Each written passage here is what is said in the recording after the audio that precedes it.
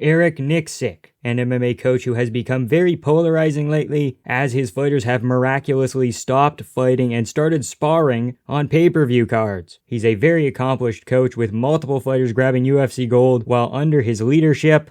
So what's the deal? To truly understand the situation that we're in right now, we gotta go way back to Team Quest. Formed in the very late 90s by Randy Couture, Dan Henderson, and Matt Lindland, it was one of the first MMA super gyms. Randy Couture, Dan Henderson, and Evan Tanner were all champions in a time when the UFC and Pride combined only had around 25 champions. Having 10% of champions ever at a single gym is kind of absurd. Chael Sonnen cut his teeth there as well, and he's undefeated. Do I need to elaborate? But around 2005, Randy Couture left and moved from the Pacific Northwest down to Nevada and started his new gym, Extreme Couture. It wasn't open to the public until 2006. Before that, it was just for professional fighters, but Eric Nicksick was the exception to the rule. He weaseled his way in there. And when the gym finally opened up to the public, Eric was the first official member of that category. He hung around for a very long time until he eventually became an assistant coach and the general manager of Extreme Couture. Eric Nicksick was in the corner of both Miesha Tate and Aljamain Sterling during both of their title wins as an assistant coach, and the knowledge he gained from great head coaches like Robert Fullis and Ray Longo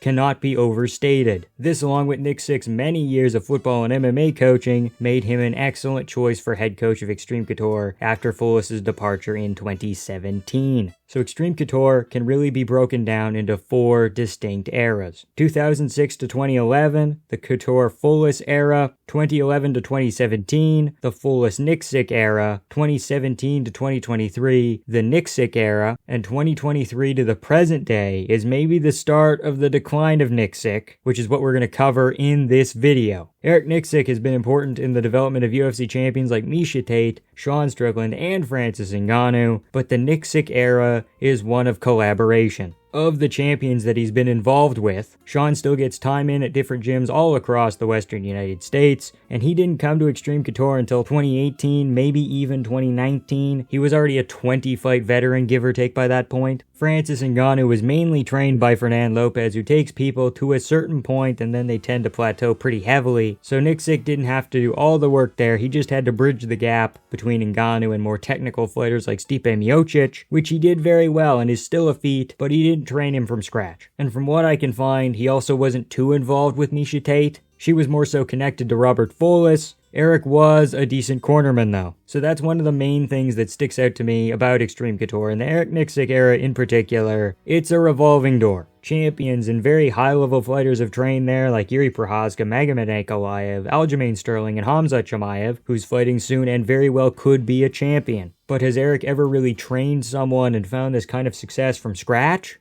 No. Nicksick is almost better as, and to a degree stuck as, a supplemental coach. The more that I've looked at different MMA coaches, the more patterns I've found, and the truly great coaches don't strip their fighters of everything that makes them unique. When there is an Extreme Couture style, and these fighters are made with cookie cutters, that makes sure that your entire gym will get figured out at the same time. It might take people a while, but they will do it. And limiting creativity is generally a bad thing because you don't have those breakthroughs. You don't have John Jones developing a spinning back kick at 37. Who does that, man? Recent examples of fighters not making great adjustments include Strickland, Ige, Zellhuber, and Dolidze. Nicksick put the blame on Sean for the DDP rematch performance, but I think it was more so a combination of both of them. Sean was brushing him off in the corner, but compared to his other recent performances, it seemed like he had a bit of an off night. That's not really going to be a popular take, but he had staph and his attitude the whole week was a little bit weird. So Eric Nicksick going on the Ariel Helwani show and leaving him out to dry is a bit weird. The specific quote was,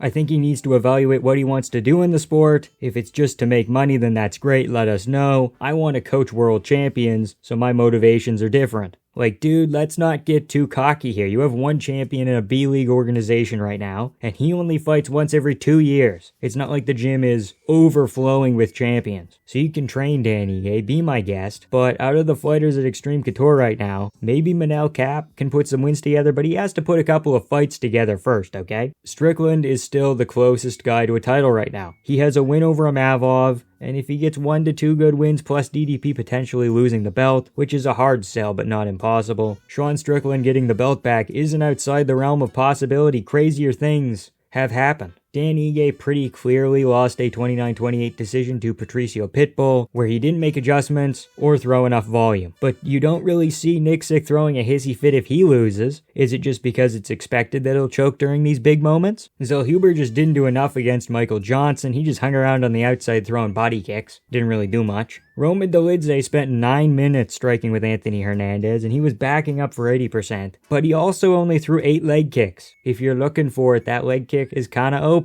but he threw 8 leg kicks in 9 minutes, so you do the math. The Extreme Couture fighters have a history of not making adjustments. Strickland wasn't an outlier, it was just the biggest example. But when Nicksick is calling for shit on the fly and doesn't understand why they won't listen, it comes back full circle to how they were being coached during camp, with probably a pretty rigid game plan that was drilled into them for 6 weeks, maybe 8, however many it takes. And then you want to change things on the fly, but you nailed it into them so much already, it's already in their head that they physically can't change because of that very disciplined Extreme Couture style. That's the main issue that most people have with Eric Nicksick and Extreme Couture right now. They all fight with the same boring, simple, risk-averse style that rarely evolves. The gym and Eric's reputation is one of high regard, where people have previously, myself included, called him the best coach in MMA and called Extreme Couture the best gym in MMA. At the same time though, a large number of top 10 fighters don't hang around for too long. They use it for the tons of training partners it provides, and maybe pick up a couple of things here and there, but they don't stick around. So by my estimation, and I'm not an expert, I just look at patterns and I judge vibes, Eric builds a very specific style of fighter who has success, but can be pretty easily figured out at the higher levels. These fighters will often have styles that aren't very fan-friendly, and he's also kind of petering out as a coach. This happens with every high-level MMA gym and every high-level MMA coach. People figure things out after a while. Think of Eugene Behrman of City Kickboxing, Saif Sayoud of Fortis MMA, Trevor Whitman of Onyx. Places that have been staples over the last 5 years, but have been also on the decline. Maybe the attitude that we as fans need to adopt is that, along with fighters, coaches also have primes that consist of a very short window. The MMA meta is an ever-evolving, ever-changing game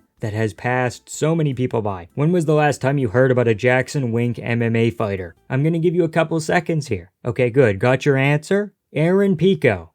No, seriously, just Aaron Pico. He is, honest to God, the only one from Jackson Wink in the UFC right now. I searched high and low on the roster, I compared spreadsheets and documents and this and that. He's the only guy. Jackson MMA Acoma, which is like a sister kind of location where Greg Jackson spends a little bit more time now, has John Jones and my Pookie Bear Lando Venata, who's been relatively inactive, and that's it. Greg Jackson has a total of 3 fighters in the UFC. One of them's half retired, one of them is super inactive, and I think Lando Venata is basically done. He has no more than 3 fights left. 2 is a push, and Aaron Pico, as of recording, hasn't debuted yet, so technically he kind of has nobody in the UFC right now. But he's also one of the best coaches of all time, so it's a weird dissonance. So while I don't hate Eric Nicksick, I do think that his time as an MMA head coach is potentially coming to an end after almost a decade. That's a long run. Just like how regular sports teams go through rebuild phases, MMA gyms kinda do the same thing, so it's about time for that to happen anyway. I'm sure that a couple of Extreme Couture's assistant coaches are maybe ready to take a little bit more responsibility on, so that's probably a more reasonable way to fix the issue, is just find some other high-level people, get maybe some different minds in there as well. They really do need systemic change though, instead of just little minor tweaks to game plans, because everybody in that gym is already so locked into their style of fighting, right? The people have spoken and they desperately wanted this video. I listen to my community, so throw down other gyms or coaches in the comment section below and maybe they'll be covered next. Also, let me know what you think about Eric Nicksick and Extreme Couture and the whole saga down there as well. Subscribe for more videos like this, and if you liked this video, here's a playlist of videos about other MMA coaches. You'll love it. I pinky promise. Like, comment, and subscribe for more MMA content. Shout out to Sean of Proletarian Gothic and Vanny for being vampiric enjoyers. Thank you all so much for watching. You have the privilege of not being an Extreme Couture fighter, so if things aren't working out in your life, make adjustments and have a good time.